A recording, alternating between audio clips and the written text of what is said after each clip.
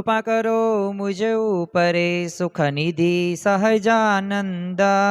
गुण तमारा गाववा बुद्धि आपजो सुख कंद। गुण तमारा गाववा बुद्धि आपजो सुख कंद। श्री स्वामिनारायण भगवाननी जय। सियावर रामचंद्र भगवाननी जय। उमापति महादेवनी जय। दरेक दिव्य मुमुक्षु हरिभक्तों ने जय श्री कृष्ण जय श्री राम। આજનો પવિત્ર દિવસ એટલે આમ તો અધિક માસનો છેલ્લો દિવસ, પરંતુ આજના પવિત્ર દિવસે ત્રણ એવો સંગમ થાય છે જેને ત્રિવેણી સંગમ કહેવામાં આવે છે. એક તો પુરુષોત્તમ માસનો મહિનો, બીજો સોમવારનો દિવસ, બીજો અમાસનો દિવસ.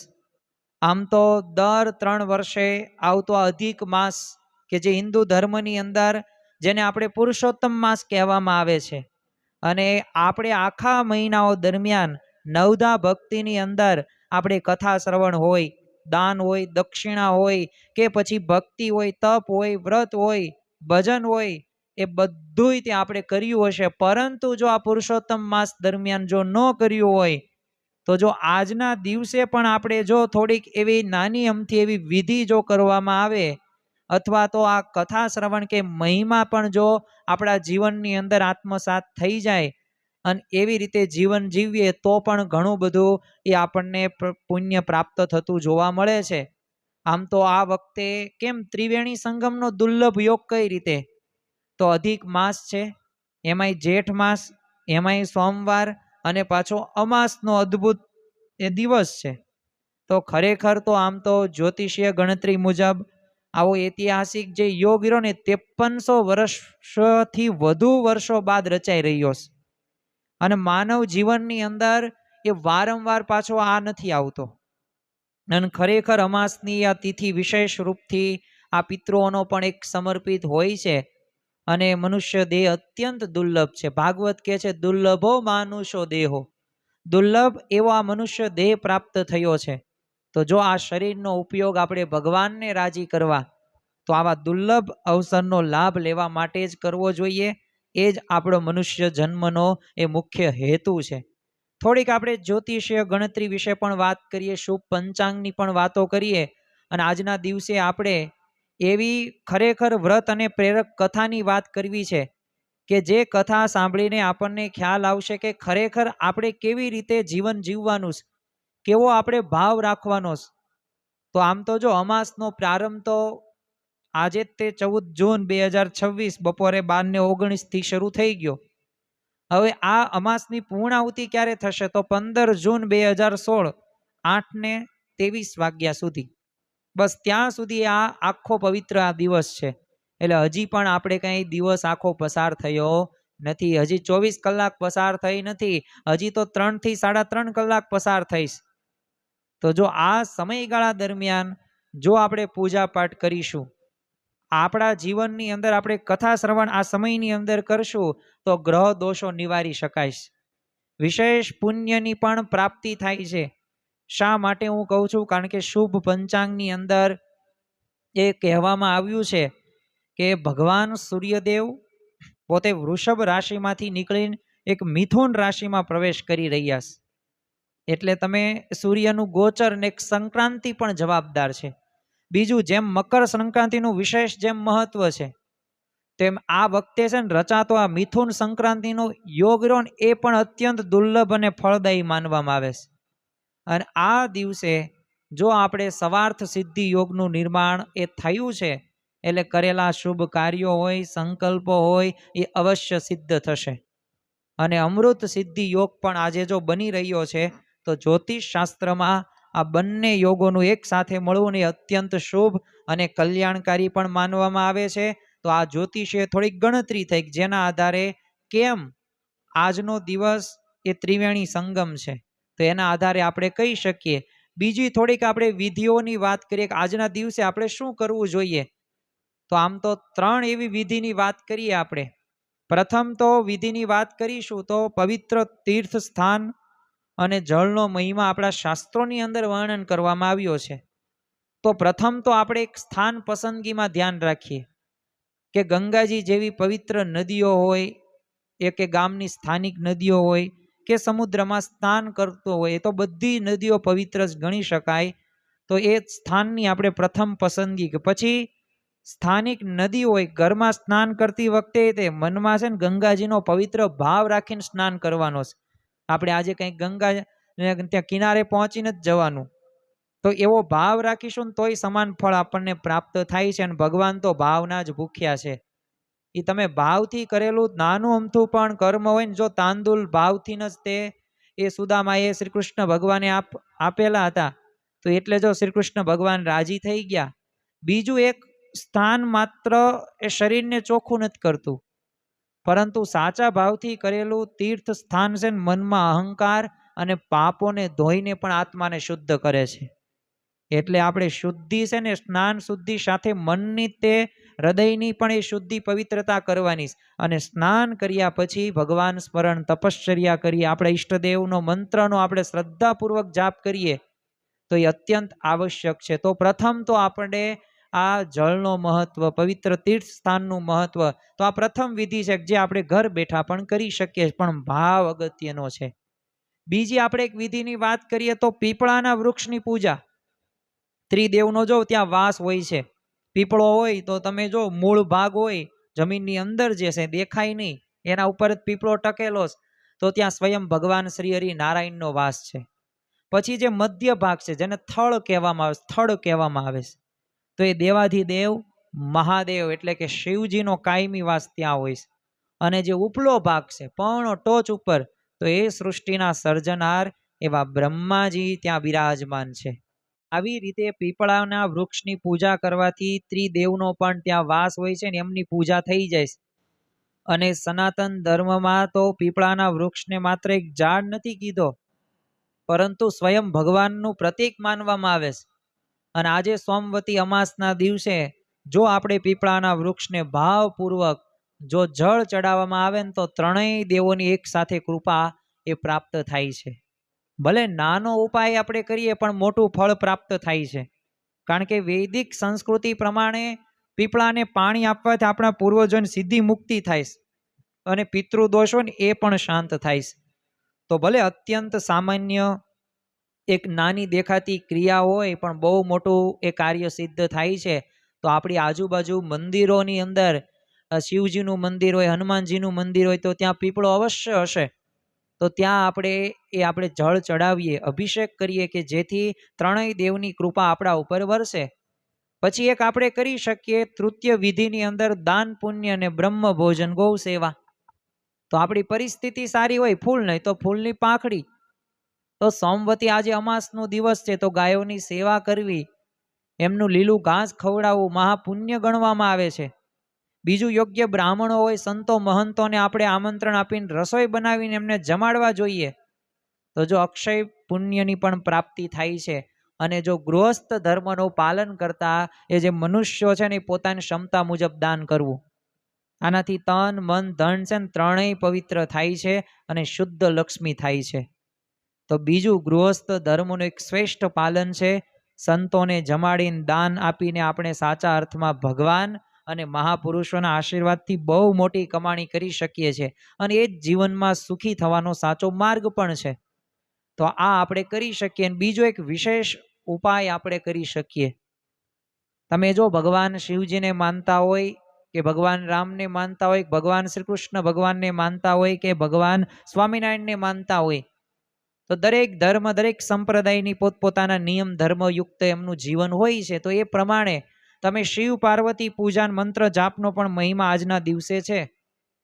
તમે જો સોમવતી અમાસ આજે છે, તો આ દિવસે ભગવાન શિવજી માતા પાર્વતીજીની એ પૂજા અર્ચના કરવામાં આવે જ છે. અવશ્ય વિશેષ પૂજા થાય છે, તો આપણે પણ કરીએ.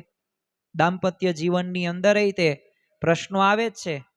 વ્યવહારિક તમે પારિવારિક પ્રશ્નો સમસ્યાઓ આજે દિવસે ને દિવસે વધતું જાય, તો જો આને દૂર કરવા માટેનો એક આ પૂજા છે ને, અત્યંત અક્ષીર માનવામાં આવે છે. અને જો કોઈ કારણસર બ્રાહ્મણો દ્વારા એ વિધિવત પિતૃ તર્પણ કરવાનું જો સંભવ ન હોય, તો ભગવાનના મંત્રનો પણ આશરો લેવો જોઈએ. કળિયુગની અંદર એ મંત્ર જ તે તારણહાર છે. બીજું, એક મંત્ર જાપની અંદર પણ એક પૂર્ણ શ્રદ્ધા સાથે જો ભગવાન વિષ્ણુના 12 અક્ષરના સિદ્ધ મંત્ર એટલે કે ઓમ નમો ભગવતે વાસુદેવાય નમઃ એનો વધારેમાં વધારે આપણે જાપ કરવો. અને જો સ્વામિનારાયણ ભગવાનનો એ ષડાક્ષરી મંત્ર અથવા તો તમે જે ઈષ્ટદેવને માનતા હોય એમના નામનો પણ મંત્ર જાપ કરી શકો છો. મૂળ આજના દિવસે કરેલું તમે થોડીક પણ એવી ભક્તિ ધર્મ યુક્ત ક્રિયાઓ એ એમાંથી અનંત ગણું તો ફળ પ્રાપ્ત થાય જ છે. પુરુષોત્તમ માસ પણ છે. અને મંત્ર જો બોલવા ખાતર નહીં, ભાવપૂર્વક બોલીએ, ભક્તિપૂર્વક બોલીએ, શ્રદ્ધાપૂર્વક આપણે જપીએ તો એનું સંપૂર્ણ ફળ પ્રાપ્ત થાય છે. તો આ દિવસે આપણે મંત્ર જાપ અને પૂજા પાઠની જો સાચી એક વિધિ કરવામાં આવે તો અવશ્ય પૂર્વજોની શાંતિ થાય છે, પરમાત્મા એ સીધા રાજી પણ થાય છે. તો આજે આ ત્રિવેણી સંગમ છે તો એનું વિશેષ કરીને આપણે આવું કરી શકીએ. બીજું કે આપણા જીવનની અંદર આપણે શ્રદ્ધાને ભગવાનની પ્રસન્નતા મુખ્ય રાખવાની. જો આ પુરુષોત્તમ માસનો તો આ છેલ્લો દિવસ છે. આપણે એકટાણા ચાંદ્રાયણા કઠિન વ્રતો કરેલા હશે, પણ શરીરને કષ્ટ આપવાથી ઉપવાસ કરવા ફળ નથી મળતું, યાદ રાખવું. પણ જો એમાં સાચી સમજણ અને જો ભક્તિનો જો અભાવ હોય ને તો કંઈ લાભ ન થાય.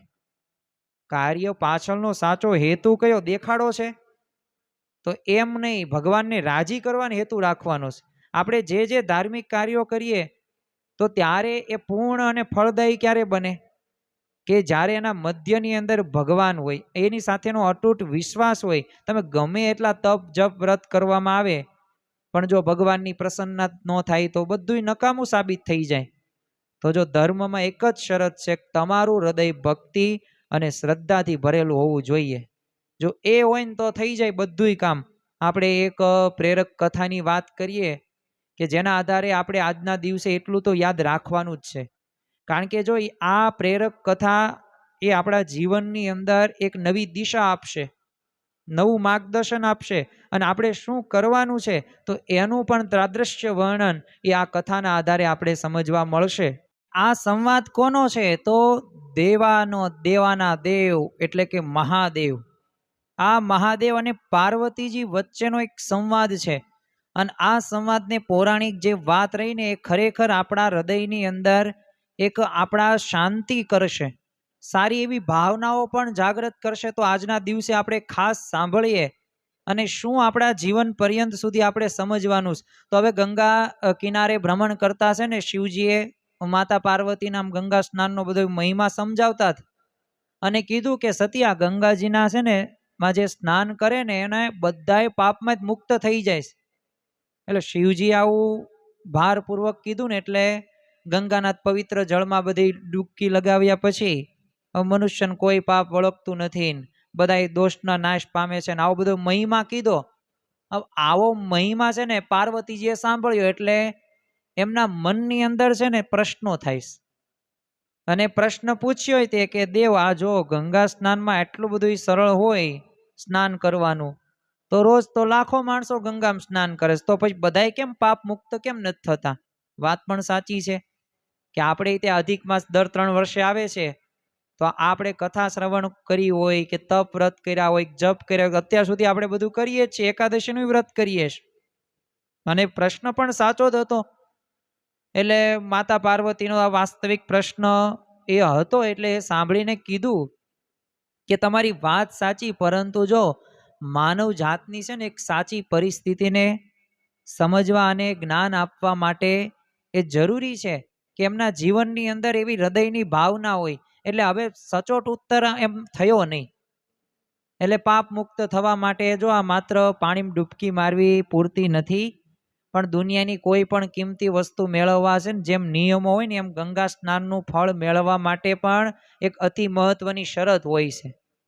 આવો શિવજીએ ઉત્તર આપ્યો અને ખરેખર સૌથી પહેલી જ શરત તે શ્રી કૃષ્ણ જે શિવજીએ કીધું કે સ્નાન કર્યા પછી છે ને મનુષ્યનું હૃદય પૂર્ણ શ્રદ્ધાથી સ્વીકારતું કરવું હોવું જોઈએ કે મારા તમામ પાપ છે ને નાશ પામ્યા.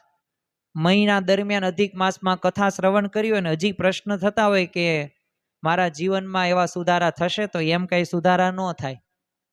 અને એ શિવજીએ પાર્વતીજીને કીધું કે એવો વિશ્વાસ રાખવાનો કે મેં ગંગામાં ડૂબકી મારી એટલે હું પવિત્ર થઈ ગયો. તો આવો વિશ્વાસ રાખવાનો. બીજી શરત કીધી કે સૌથી કઠિન શરત કે સ્નાન કર્યા પછી છે ને વ્યક્તિને એવો અડગ સંકલ્પ લેવો પડે કે હવે હું છે ને જીવનમાં કોઈ પાપ કર્મ નહીં કરું. પણ આ તો કેવું છે, હાલમ હાલમ લોલમ લોલ ભક્તિ કરે, ભગવાનને પ્રાર્થના કરે, બોલો સવારમાં તે સૂર્ય દેવને પ્રણામ કરે, પાણી ચડાવે, અને પછી એ તે છે ને પોતે એવું કુકર્મ કરતા હોય, અનીતિ અપ્રામાણિકતા દાખવતા હોય. જો હું બોલું સારું પણ મારા જીવનમાં જ ન હોય તો મારા જીવનમાં શાંતિ ન હોય. એમ તમે તે સારું બોલી શકો, સારું કહી શકો, પણ જો જીવનમાં જ ન હોય ત્યાં સુધી બધું નકામું, એટલે હોવું પડે. અને જે મનુષ્ય એ ભૂતકાળના પાપોનો પસ્તાવો કરીને એક ભવિષ્ય માટે જો પ્રતિજ્ઞાબદ્ધ થઈને પવિત્ર જીવન જીવે ને, તો એના જ પાપ હંમેશા માટે નાશ થાય. બાકી લાખ શું કરોડ ગંગામાં સ્નાન કરે ને તોય તેમ નાશ પામે નહીં. અને પછી તો આ રીતના નક્કી કરવામાં આવેલું કે તો કંઈ વાંધો નહીં, જોઈ લઈએ આપણે કે માણસના મનની અંદર એ કેવી પોતે ભાવના છે ને કેવા ભાવથી સ્નાન કરે છે. એટલે શિવજી અને પાર્વતીજીએ નક્કી કર્યું કે આપણે બંને આપણું રૂપ રહ્યું ને બદલી નાખીએ.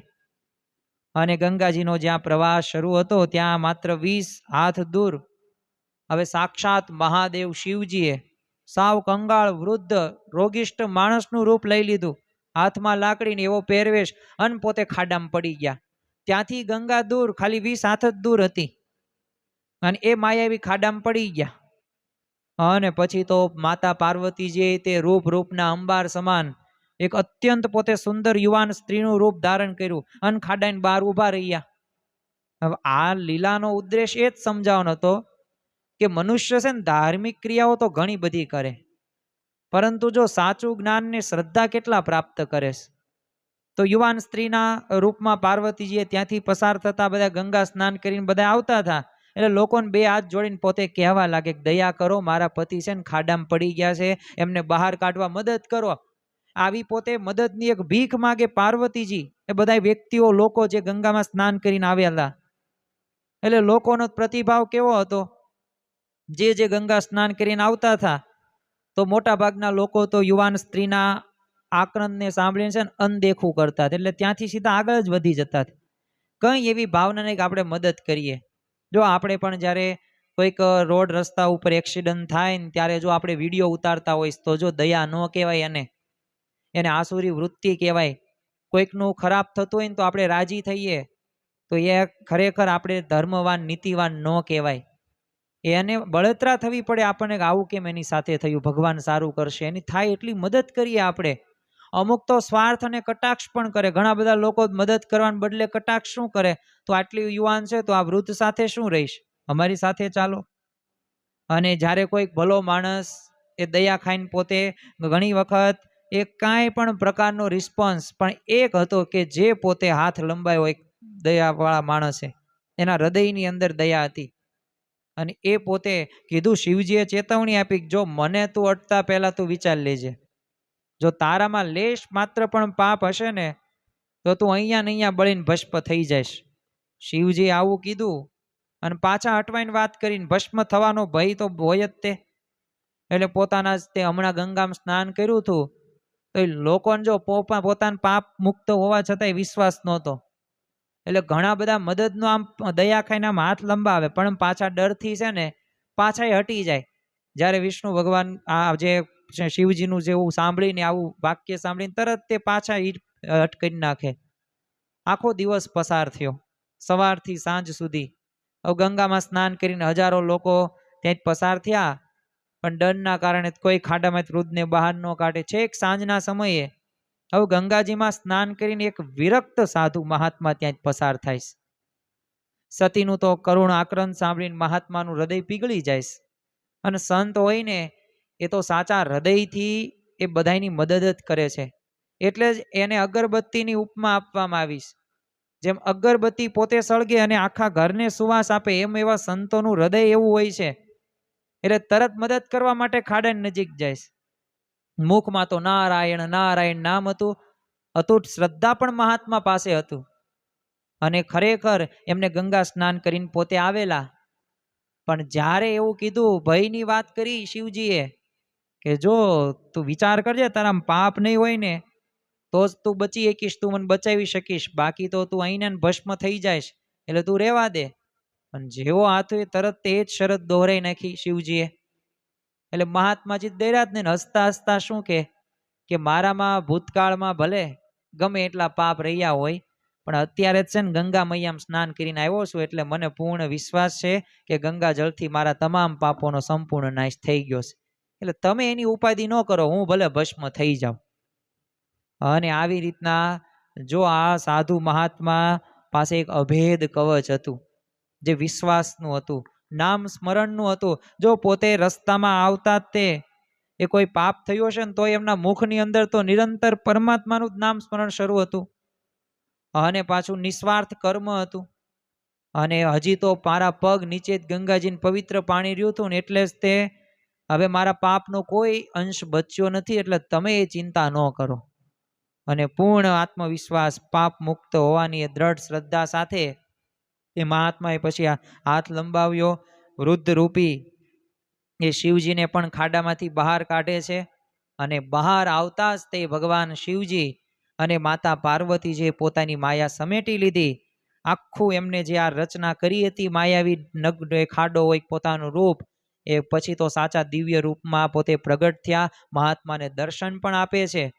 મહાત્મા તો રાજી થઈ જાય, પ્રસન્ન થઈ જાય, ચરણોમાં ઢળી પડ્યા. ત્યારે શિવજીએ પૂછ્યું કે હે સતી, હવે કહો ગંગા સ્નાનથી પાપ જાય કે ન જાય? એટલે સતીએ તો પછી આ સત્યનો સ્વીકાર કર્યો અને પોતે કહે છે કે હા, જાય જ છે, ગમે એવા પાપો હોય એ દૂર થાય જ છે. અને હજારો લોકોમાં તમે જો કે માત્ર એક સાધુનું હૃદય એ કબૂલ હતું કે પોતે પાપ મુક્ત છે. તો જો આ લીલા સાબિત કરે કે કર્મ સાથે અતૂટ શ્રદ્ધા જ પરિણામ આપે છે. તો આપણે એવું કર્મ કરીએ તો આજે શ્રદ્ધા અને કર્મ અને સોમવતી અમાસનું ફળ એ જ છે. તો આપણે કર્મ કયું કરીએ? નદીમાં સ્નાન કે પીપળાને જળ કે ગાયોને ઘાસ કે દાન પુણ્ય કે ભજન મંત્ર સ્મરણ આ કરી શકીએ. હજી કાંઈ આખો દિવસ પૂરો થયો નથી. આવતીકાલે હજી દિવસ આપણો પૂરો થાય છે, ને એનો સમય પણ જેમ શરૂઆતમાં કીધું એમ સવારે 8:23 વાગ્યા સુધી એ અમાસ ચાલવાની છે, તો પૂર્ણ થવાની નથી. તો આ કરીએ. બીજું ભાવ, દેખાવ નહીં, હૃદયપૂર્વક સાચા ભાવથી ભજન ભક્તિ કરીએ. અને ત્રીજી જે આપણે વાત સમજીએ કે અતૂટ શ્રદ્ધા સાથે મારા કાર્યનું ફળ મને મળશે, અને ખરાબ કાર્યોથી હંમેશા દૂર રહેવાનો આપણે સંકલ્પ કરવાનો, તો અવશ્ય પિતૃ અને પરમાત્માની પ્રસન્નતા બંને સાથે પ્રાપ્ત થાય છે આજનો દિવસ. એટલે આમ કહેવાય પરમાત્માની કૃપા અને જે આપણા સંકલ્પો શુભ હોય એ બધાય પૂરા થવાનો દિવસ. 5300 વર્ષ બાદ એ આ દુર્લભ એ આપણને આ યોગ પ્રાપ્ત થયો છે. તો માનવ જીવનમાં ફરી વખત આવતો નથી. આજથી 100 વર્ષ પછી હું કે તમે આપણે કોઈ હશું નહીં. તો આજના પવિત્ર દિવસે આપણે સત્કર્મ કરીએ, જીવનના તમામ દુઃખો દૂર થાય અને મનુષ્ય આધ્યાત્મિક અને ભૌતિક રીતે સુખી બને ને, એ માટે જ તે આવા દિવસો અને આપણી હિન્દુ સંસ્કૃતિમાં આ બધો મહિમા આપવામાં આવ્યો છે. તો ઘણા બધા સંતો હોય કે કાર્યકરો હોય કે હરિભક્તો હોય કે પછી ધાર્મિક વૃત્તિવાળા લોકો હોય જે આસ્તિક છે ભગવાનમાં, તો એ પ્રકારે કરે જ છે.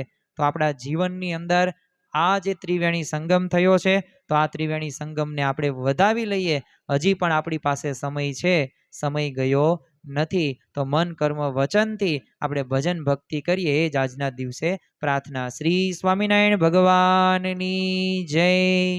આવા જ આધ્યાત્મિક પ્રવચનો સાંભળવા માટે અમારી ચેનલને લાઈક કરો, શેર કરો અને સબસ્ક્રાઇબ કરવાનું ભૂલતા નહીં.